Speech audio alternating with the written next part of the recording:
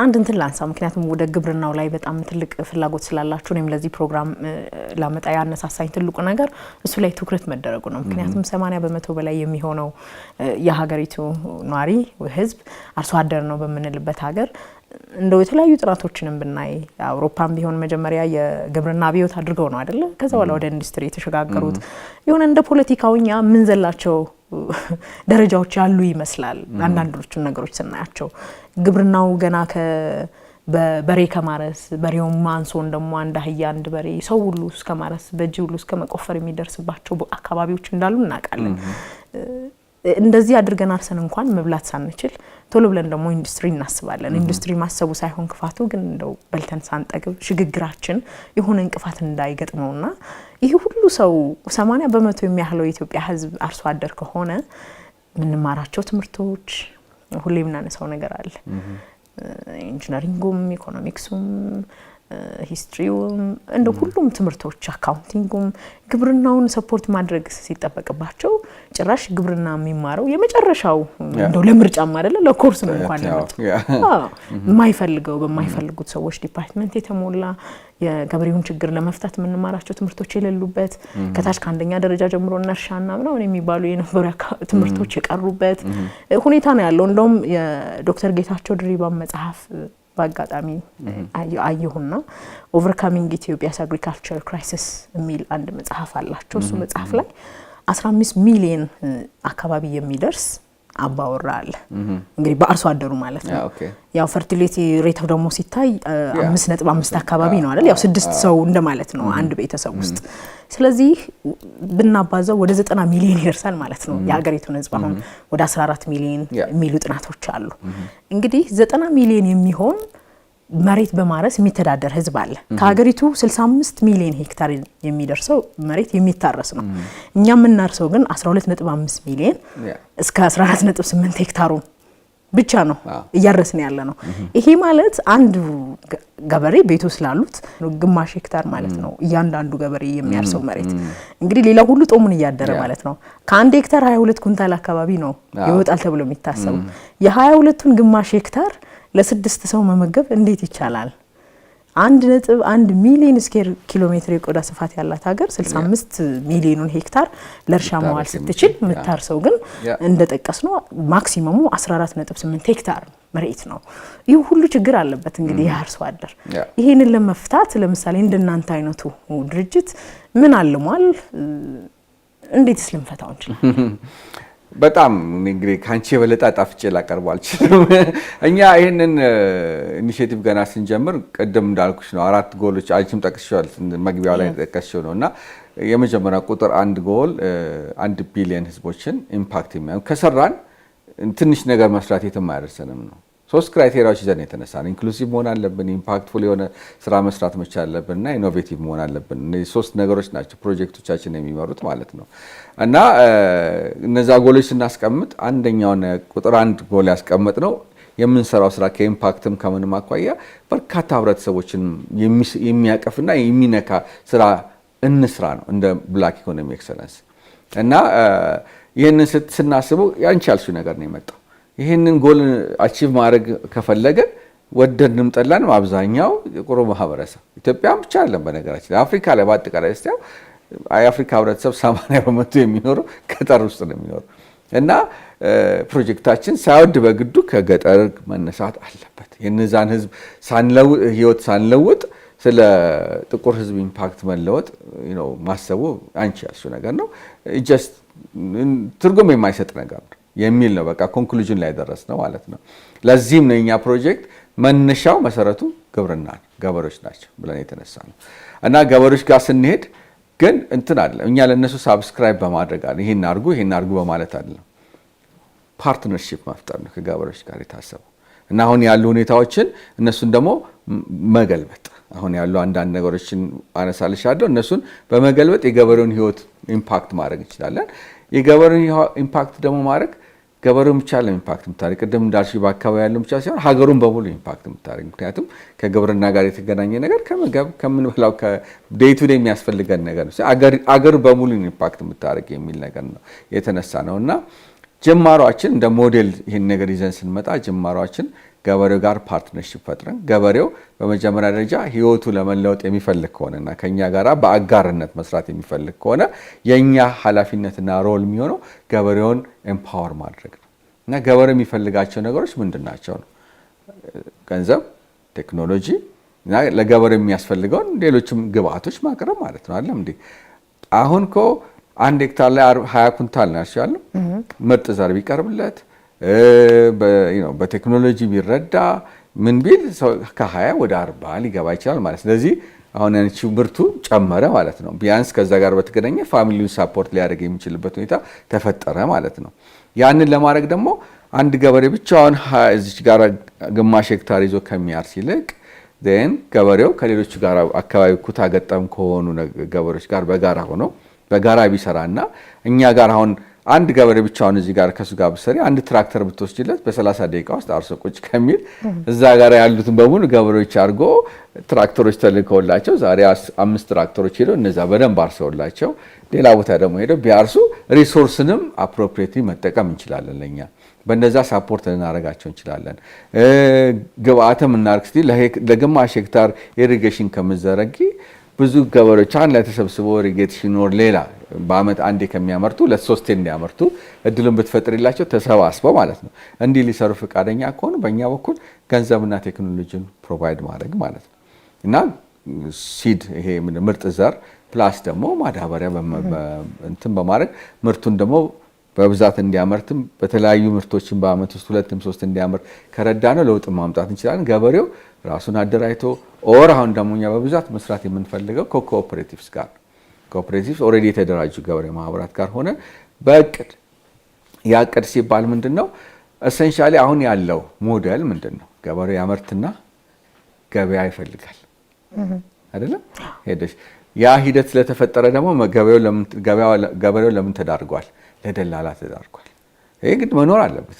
እህሉን ሸጦ ሄዶ ዘይት ገዝቶ አይደለም ልጆችን ለመመገብ ስላለበት የግድ እዛ ነገሮች ይገባል። ለደላላ ተዳርጎ በ2000 ብር ጤፉን ይሸጥና አዲስ አበባ ግን መጥቶ ጤፉ 5000 ብር አይደል ነው እንግዲህ 7 ገባ አላቅም ብቻ 5000 ብር በሪት እና ገበሬው ልፋቱ ዋጋ ተጠቃሚ አይደለም ትንሽ ምርት ማምረት እንደገና ደግሞ ልፋቱን ዝም ብሎ አሳልፎ ነው የሚሰጠው። ስለዚህ እኛ ምንድነው ያመጣነው ራዘር እንደዚህ አይነት ሲስተም መቀየር አለበት። አሁን ሌላ ሀገር እንደሚደረገው ኮንትራክት ነው ለገበሬው የሚሰጠው። ገብቶሻል? ኦርጋናይዝድ ይሆናል። ያንን ምርት እንዲያመርት ሳፖርት እናደርገዋለን። ከዛ በኋላ ደግሞ ኮንትራክት እንሰጠዋለን። ማለት ለኛ እናንተ ጋር የተሰባሰባችሁ ሰዎች ሜቢ 800 ኩንታል፣ 1000 ኩንታል፣ 50000 ኩንታል ስጡን ብለን ከነሱ ጋር ኮንትራክት እንፈራረማለን። ያንን ለማቅረብ ሳፖርት እናደርጋቸዋለን። አይደለም ከዛ በኋላ ሌሎችም ሲስተም ውስጥ በኋላ እንግዲህ እንነጋገርበታለን። እዛ ያንን ሲስተም ኦን እንዲያደርግ እድሉን እንሰጪዋለሽ። በመሃል ደላላውን ታስወግጃለሽ። ምርቱ ደግሞ ከተሸጠ በኋላ ፕሮሰስ ተደርጎ አግሮ ፕሮሰስ ተደርጎ ጥሬ ምርቱን ከሚሸጥ ፕሮሰስ ተደርጎ ቫልዩ አደረገበት ስንዴውን ከሚሸጥ ፓስታ ሆነ ቢሸጥ ሞር ገንዘብ ያገኝበታል። በአሁኑ ሰዓት እኮ ሰው ገበሬው ስንዴ ሸጦ ፓስታ መግዛት አይችልም፣ አቅም የለውም ማለት ነው። ኦር ካካዋ ሸጦ ቸኮሌት መግዛት አይችልም። ይህንን ነገር ነው መለወጥ የምንፈልገው። ፕሮሰስ የተደረገው ሂደት ካለ ያ ተሽጦ ለኮንሱመር ሲሸጥ መሀል ላይ ደላሎች ከሌሉ አንቺ እኔ ሌሎቻችን ደግሞ ስጋውን ስንገዛ ኦር ፓስታውን ስንገዛ ወቴቨር ስንገዛ በግማሽ ዋጋ ባነሰ አሁን ይታያል። ይሄን ኢቭን የሚያመርቱትን ዛሬ ኩዊንስ እኔ ባለፈው ሄጄ ኩዊንስ ቼክ አድርጌያለሁ። 40 ብር የሚሸጠውን ብርቱካን አውጥተው እዛው ውጪ 80 ብር ነው የሚሸጡት። እና ይሄ ትክክለኛ ኢንፍሌትድ ያልሆነ የሆነ ዋጋ እንዳለ ማርኬት ውስጥ ታውቂያለሽ። እና ይሄንን ብታረጊ ገበሬውን በዚህ ሂደት ውስጥ ይጠቀማል። በዚህ ሁሉ ሂደት ውስጥ ሞር ያመርታል፣ የተሻለ ያመርታል፣ ቫልዩ አድድ የሆነ ፕሮዳክት ነው የሚሸጠው። በዚህ ሁሉ ህይወቱ ይቀየራል ማለት ነው። ከዛ ባሻገር ደግሞ ኮንሱመሩ ሸማቹ ህብረተሰብ በአጠቃላይ ዋጋ በቀነሰለት በጥሩ ሁኔታ ቢቀርብለት ማለት ደረጃውን የጠበቀ ምርት ቢቀርብለት ህብረተሰቡም ደግሞ ኢኮኖሚካሊ ይጠቀማል ማለት ነው። 5000 ብር ጤፍ ከምትገዢ 3000 ብር ጤፍ ብትገዢ 2000 ብር ትርፋለች ለልጆችሽ ወይም ለህይወትሽ መቀየሪያ የምታደርጊው ማለት ነው። እና እንደዚህ አይነት ሞዴል ኦን ማክሮ ሌቭል የሚሰራ ሞዴል ነው፣ ኢንቲግሬትድ የሆነ ሞዴል ለውጥን ማምጣት የሚችለው ብለን ነው ይሄን ፕሮጀክት የገባንበት። እንደዚህ ሲነገር በጣም ያማልላል አይደለም? እንደው ፕሮጀክቱ እንደዚህ ሲነገር ለምሳሌ ግማሽ ሄክታር መሬት እያረሰ ቤተሰቦቹን መመገብ ያቃተውን ገበሬ በማህበር አደራጅቶ የሚሆን እንዴት ማድርጎ ነገ እንግዲህ ፋብሪካ ይኖረዋል እንደማለት ነው አይደል ፓስታ ማምረት ሲጀምር አሁን ብዙ ጊዜ የሚነሳው ችግር ያው መንግስትም ከችርቻሮ አላስወጣ ያለው አንዱ ነገር አይደል ገበያ ለማረጋጋት በየክፍለ ከተማው ሱቅ ይከፍታል ከሆኑ አካላቶች ጋር ይስማማል ያው የሚያመጣው ለውጥ ያን ያህል ላይሆን ይችላል ለጥቂቶች ሊጠቅም ይችላል ግን አጠቃላይ ያለውን የሀገሪቱን ገበያ ለማረጋጋት ሌላ የህግ አካሄድ በጣም ብዙ ነገሮች አሉት አይደል መንግስት ሊሰራቸው ከሚገባቸው ስራዎች በተጨማሪ ሌላ ጭንቀት የሚሆን ለሁሉም ሰው እንደተባለው በዚህ መካከል የሚጠቀሙ የተለያዩ አካላቶች ሊኖሩ ይችላሉ ለዛውም ደግሞ ንጹህ ነገር ማግኘት እኮ ያባት ነው አይደል እንዴ ማሩም መጥቶ ምናምን ተጨምሮበት ነው እንጀራውም ጀሶ ተጨምሮበት ነው እከሌ ተብሎ የማይጠየቅበት መከራ ሌላው ችግር እንግዲህ የመንገድ ችግር አለ አይደል ወደ አርሶ አደሩ ለመሄድ እነዚህ ነገሮች እንደተፈለገው ለማድረግ ከቅርብ ጊዜ ወዲህ እንግዲህ ግብርናውም ቢሆን በራሱ የጥረት ለውጥ ያመጣበት መንግስት የሚሆን የሚሞክራቸው ነገሮች እንዳሉ ሆኖ ገበሬው በተሻለ ወይ አርሶ አደሩ በተሻለ ገንዘብ መሸጥ ስለማይፈልግ አይደለም እንደተባለው ሄዶ ማድረስ አይችልም የራሱ መኪና የለውም እንዳልነው ማረሻ የለውም ብዙ ችግሮች አሉ እንደው እነዚህ ሁሉ ችግሮች እንደዚህ በሚባለው ልክ ይሄ ፕሮጀክት አቅፎ መፍታት ይችላል ወይ ምን መሰለሽ የአንድ ሺህ ጉዞ በመጀመሪያው ሜትር ጉዞ በመጀመሪያው እርምጃ ይጀምራል ነው እኛ ሁሉን ነገር የኢትዮጵያን ህዝብ ችግር እንፈታለን ብለን አይደለም የተነሳ ነው በአቅማችን ግን ልንፈታ የምንችለውን ችግር እየፈታን እንሄዳለን ነገ ደግሞ ደሴም ይሄንን ዱፕሊኬት አድርገው የሚሄዱ ሰዎችም ይኖራሉ አናውቅም ግን እስከምናቀው እኛ በእኛ እምነት አቅማችን እስከፈቀደ መጠን ሬዝ ልናደርገው በቻልነው ካፒታል መጠን ግን ዋናው ነገር ማስቀመጥ የምትችው ሞዴል ነው መጀመሪያ ይሄ ሞዴል አንቺ እንዳልሽው ዳዝ ኢት ሜክ ሴንስ ነው ጥያቄው እዚህ ትሪሊ ይሄን አይነት ሞዴል ነው ሊያወጣን የሚችለው ሌላ አማራጭ አለ ወይ ብሎ ነው ማየት እንግዲህ በእኛ እምነት ግራም ቀኙንም ምኑንም አይተናል እና በዚህም ነገር ላይ ደግሞ የተጀመረም ነገር የለም ማለታችንም አለ መንግስት ራሱ አምኖበት በአሁኑ ሰዓት በቢሊዮኖች የሚቆጠር ገንዘብ ኢንቨስት ያደረገው አግሮ ፕሮሰሲንግ እንትን ተብሎ ተጀምሯል ፓርኮች ተብሎ ኢንቲግሬትድ አግሮ ፕሮሰሲንግ ፓርክ ተብሎ አራቱ ኢንፋክት የተመረቁ ይመስለኛል እና ከሱም ባሻገር ደግሞ የእያንዳንዱ በሩራል ክላስተሮች አድርገው ገበሬዎችን አሁን እንቻልሳቸው የመሬትም የመንገድም ቴክኖሎጂውን ያቀረበ ነው መንግስትም ባቀቡ ማለት ነው እንግዲህ መንግስትም ካለው አቅም አኳያ ከሚያገኘው ዓለም አቀፍም እንተናር እዚህ ላይ ሁላችንም ልንረባረበበት የምንችለው ግን ነገሩ ምንድነው እነዚህ አይነት ነገሮች ያተሻቸውን ጀስት አንዳንድ ኮምፖነንት ነው እኛ የምናወራው ነገሮች ፉሊ ኢንቲግሬትድ ከዳር እስከ ዳር የሆነ ነገር አለ የምናወራው አሁን ያ ገበሬው በክላስተር አድርጎ ምርቱን ያቀርባል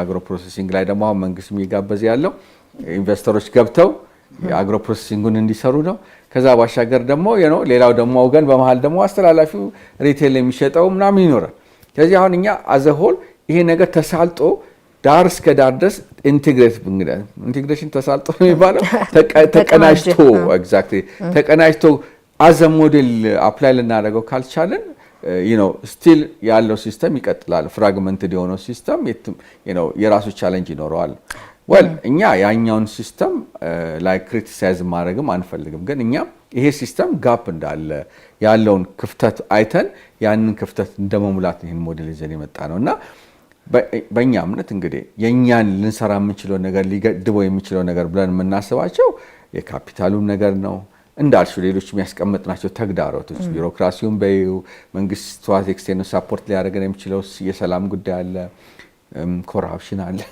ብዙ ነገር አለ አቅርቦት እኛ ኢንፋክት የሚገርምሽ ነገር ብዙ ሰዎችም ሲጠይቁን ቻሌንጃችን ይሄ ሞዴል ይሰራል ወይ ምናምን እንዴት ነው ገበያተኛ ታገኛላችሁ ወይ እርግጠኛ የገበያተኛ የማግኘት የምናምን ችግር አይደለም የሚሆንብንኛ ምክንያቱም በአነሰ ዋጋ እስካቀረብሽ ድረስ እና አማዞን እዚህ የደረሱት በዚህ ነው እና አሊባባ የደረሱት ኮምፒት አድርገው ሌላው ሊያቀርብ ባልቻለው ዋጋ ቃ ስለሚያቀርቡ ነው ሰው ወደዛ ፍሎክ ይሄ ናቹራል ሂውማን ቴንደንሲ ነው የተሻለ ከቁጭታችሁ ውስጥ አንዱ እንደውም የጠቅላይ ሚኒስትሩ የቻይና ጉዞም አለበት አይደለም ለማነሳሳት አጣጣይን ከሳቸው ጋር አይ አሊባባን ማጣላት ያው ወደ ሀገር ውስጥ እንዲገባ ሄደው ያደረጉት ጥሪ እንዳነሳሳችሁ ላርገው እኔ የሰማተር ኦፍ ወይን ነው ሁሉም አሰብስፎ ነው።